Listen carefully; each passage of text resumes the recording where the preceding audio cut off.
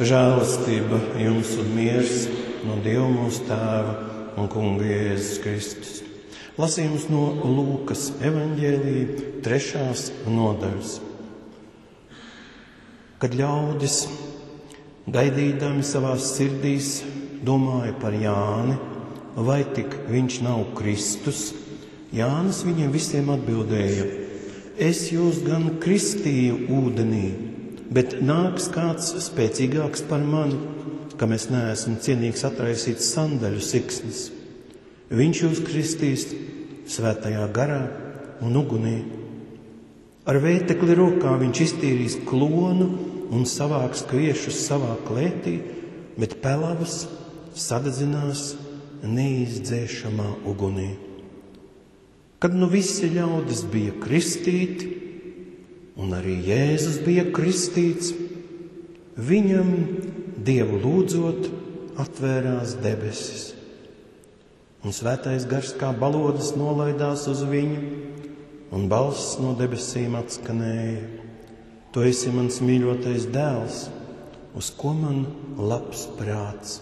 Āmen. Dievs, kungs, debesu Tēvs, mēs lūdzam, lai svētais gars ir pie mums.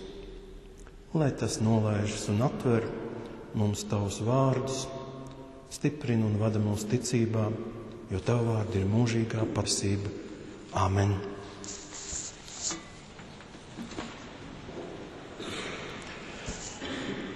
Pirms prediķi nevaru nociesties jūs īpaši sveicinot šajā svētdienā, kad jūs ar airēšanu varējāt nodarboties vēl pirms pāris dienām ar slēpošanu. Un ka jums ir stabilas kājas un stabila ticība, un jūs visi šeit esat. Lai Dievs svētī mums šo dievkalpojumu. Tas notika, kad visa tauta bija kristīta, un Jēzus bija kristīts, un kad viņš Dievu lūdza, tad notika atvērta debesis. Un nonāca svētais gars miesas veidā, kā balodis uz viņu. Un balss no debesīm notika: tu esi mans mīļotais dēls, tevī es ieguvu apmierinājumu.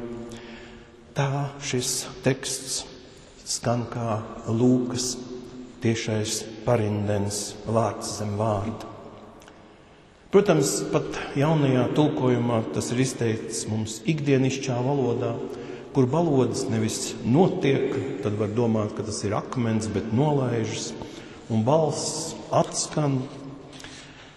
Bet Lūka to stāstīdams visu laiku atkārto, ka tas kaut kas šādā veidā notika, un tas man atgādina vārdu piepildījās. Šie vārdi, kas atskan no debesīm, ir tieši citāts no 2. psalma. Paskatieties mājās, 7. pantā. Paudīšu kunga lēmumu, viņš sacīja man: tu esi mans dēls, šodien es tevi dzemdināju, lūdz mani, un es tev došu tautas par mantojumu. Tā kā tas nav tā garām ejot, tas ir šo vārdu piepildījums. Mēs redzam, ka aizvien katrā evaņģēlija pantā ir teikts, kas iepriekš zināms, sagaidāms, kas ir pamatots, nevis kāda eksaltēta evaņģēlista izdomāts. Tāds notikums kā Jēzus kristības šeit ir izteikts vienā teikumā, un turpat centrā galvenā doma ir parādīta, ka šīs ir kristības, kurā derība ar Dieva dēlu tiek slēgta kā ar vienu no cilvēkiem.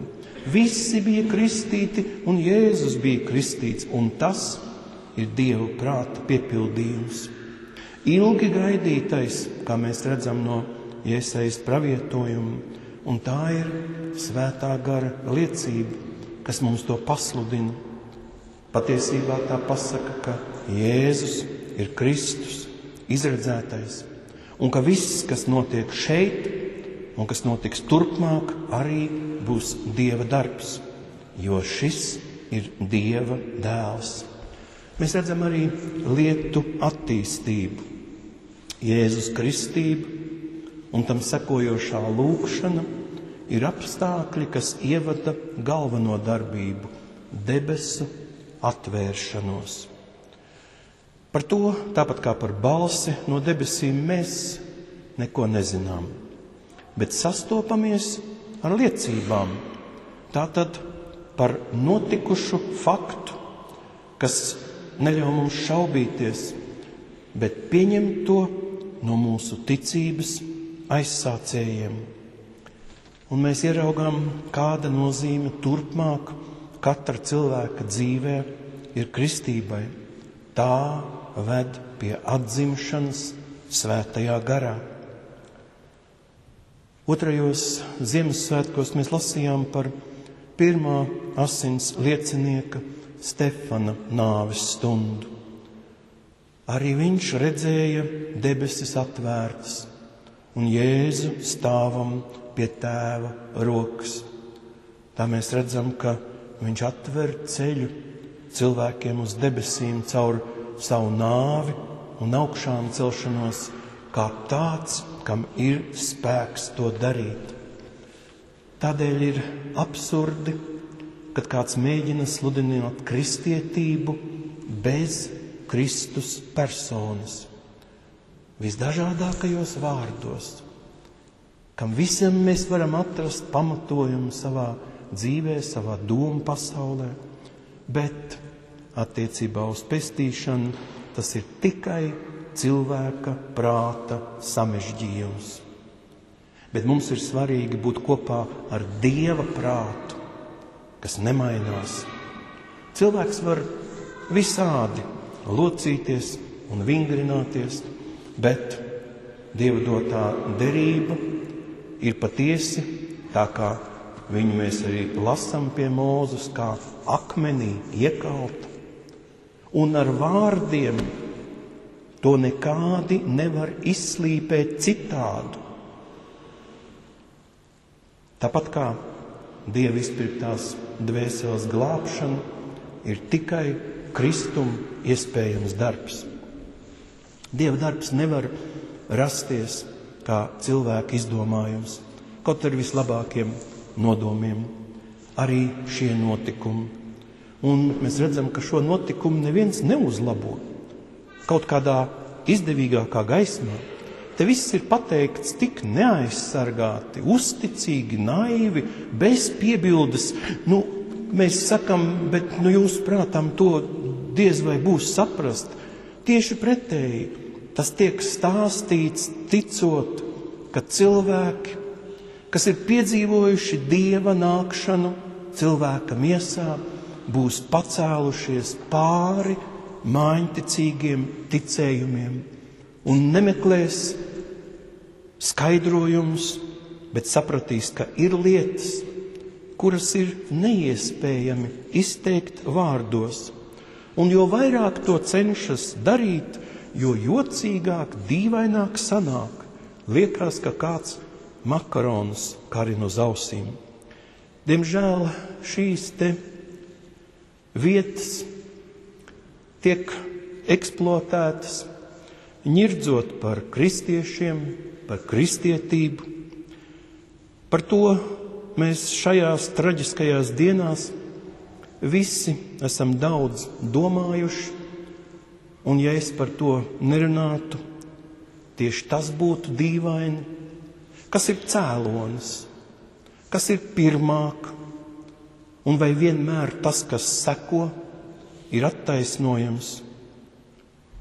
Jāsaka skaidri, ka Dievam nekādi nekaita cilvēku izdarības. Viņu nevar apsmiet.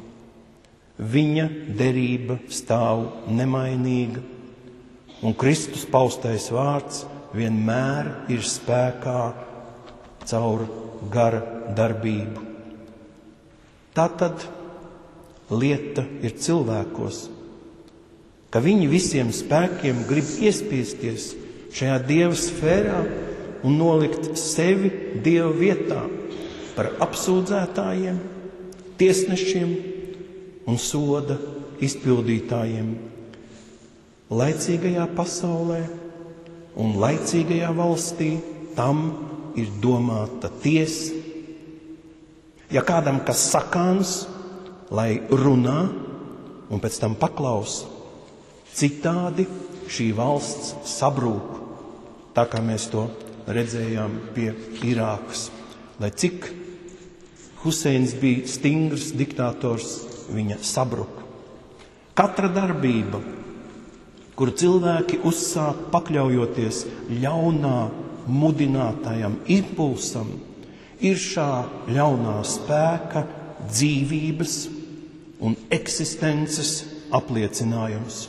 Tā nav Dieva aizstāvība. Tā nav arī reliģija. Tā ir ideoloģija, kuras uzdevums ir tikai viens – cīņa pēc varas. Tās iegūšana par katru cenu, un tā raujas pie varas. Izskatās, ka cilvēki, bet patiesībā pasaules ļaunais valdnieks. Un nevajag pievilties, klausoties viņa vārdos. Otrajā pasaules karā liekas, ka vācu SS karavīriem uz jostām bija rakstīts Gott mit uns, Dievs ar mums. Šajos kara gados ļaunais valdnieks patiešām svinēja savu pirra uzvaru. Tautas kāva savējos un pēc tam svešos. Latvija visiem pa vidu, ja paskatāmies no augšas, visiem taču šeit pa vidu. Kā mēs izdzīvojām, tas tiešām ir tikai Dieva prāts. Katrs radikālisms atzīst tikai sevi un darbojas pakļaujot visu sev. Iesākumā ar spēcīgiem vārdiem un tad arī ar fizisku spēku. Šādas emocionāli spēcīgas darbības, kā mēs redzam, rezonē, aizskar visus, ietekmējas vien no otras un izsauc jaunas reakcijas un jau esošās apvienojas. Kā būs tālāk? Turpmākie notikumi mums rādīs, vai 21. gadsimta cilvēki ir spējīgi redzēt pāri laikam Dieva doto miera un mīlestības spēku, kas visu audzē, vai arī ļaunumu centīsies apspiest ar vēl lielāku ļaunumu. Šobrīd Dieva dotās cilvēka dzīvības neaizskaramība pāršauca visu pasauli.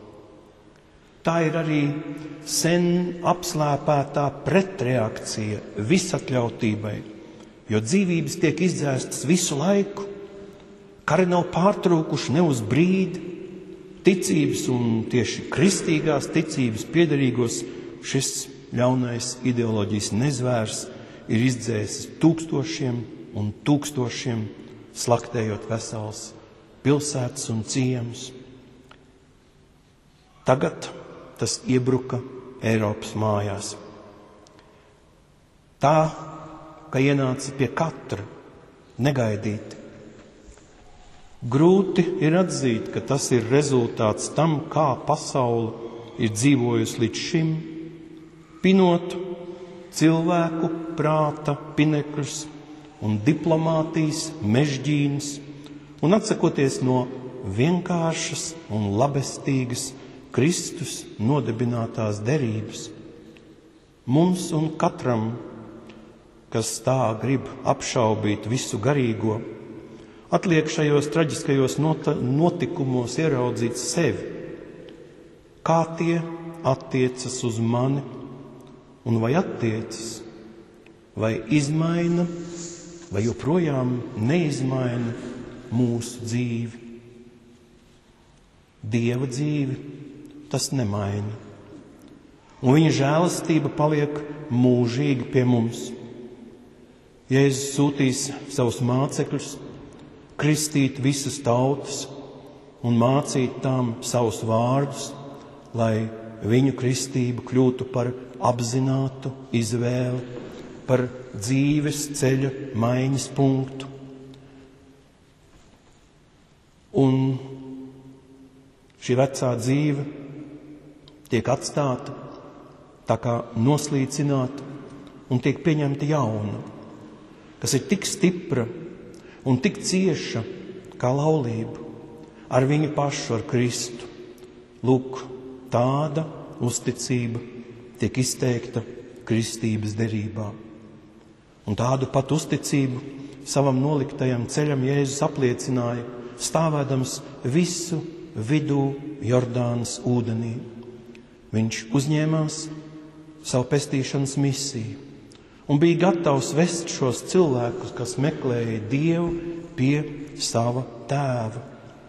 Viņš saņem cilvēku kristību, kas domāta grēciniekiem, un tā viņš uzņem uz sevi cilvēku grēkus un sāk savu ceļu kā Dieva jērs, kas nesīs visas pasaules grēkus pie krusta. Un atkal mēs redzam sasaisti ar seno jūdu kārtību, kas tiek saglabāta vārdos par jēru, lai cilvēki labāk saprasta, nebaidoties, ka kāds varbūt sāks smieties par šo nabaga jēru. Jēzus nesūdzas par smagumu, kas viņam ir uzlikts. Mēs gan reizēm sajūtam savu nodarījumu smagumu. Mēs pārdzīvojam, ka kāds no mūsu mīļajiem mums izdara kādu pārestību, mums tā sāp, vai mēs paši kādam nodaram pāri, un mums tas jānes tālāk. Kā lai aptver šo Jēzus smaguma mēru? Lai to iznestu, viņam spēku dod Tēvs, un viņš dod spēku un atjauno to katram no mums, noņemot šo mūsu taisnīgi nopelnīto smagumu un sodu no mūsu pleciem. Viņš kā Dieva jērs aiznes mūsu grēkus un atnes Dieva mīlestību, kas ļauj turpmāk dzīvot, piedodot, paciešot un nesot viņu krustu. Mēs esam viņa bērni, kuru dēļ viņš ciets, tā kā mēs mīlam savus bērnus un ciešam viņu dēļ. Viņš piedos mums atkal, bet mums būtu jāsaprot, cik reizēm nežēlīga ir bērnu rīcība, arī Dieva bērnu. Tēva gars ir uz viņu, un tas top redzams, jo Dieva gars kā balodis nes vēsti, ka ir atnācis cilvēces glābējs, ir atnācis atbrīvotājs no šiem grēku plūdiem. Balodis jau reiz lidoja pie Noās, kā šķīstības, kā bezvainības tēls. Viņš visiem liecina, ka šis ir mīļais Dieva dēls. Šis ir Mesija, ko viņi visi gaidīja. Šī ir viena no nedaudzajām vietām Bībelē, kur ir redzama kopā Dieva trīsvienība. Tēvs, Gars un Dēls vienkopis. Katrs savā vietā, bet visi pie cilvēka. Katrs savā laikā, dodot dzīvību, glābjot un uzturot un dāvinot savu žēlastību un mīlestību. Jo Dievam patiešām nav jābūt nežēlīgam soģim, lai viņš būtu patiesas Dievs, no kura viss bīstas, bet nes kāpēc par viņu grib iztēloties viņu par tādu tie, kas nenāk uz baznīcu. Tās ir viltus dievības, kuru vārdā kāds realizē sodu un uztur briesmas. Kristus rīcība Un viņa kalpošana mums atklāja, viņš nevis tiesā, bet iet ar cilvēku visās viņa gaitās. Un tieši šeit baznīcā viss atgādina, ka viņš ir piesists pie krusta mūsu labuma dēļ.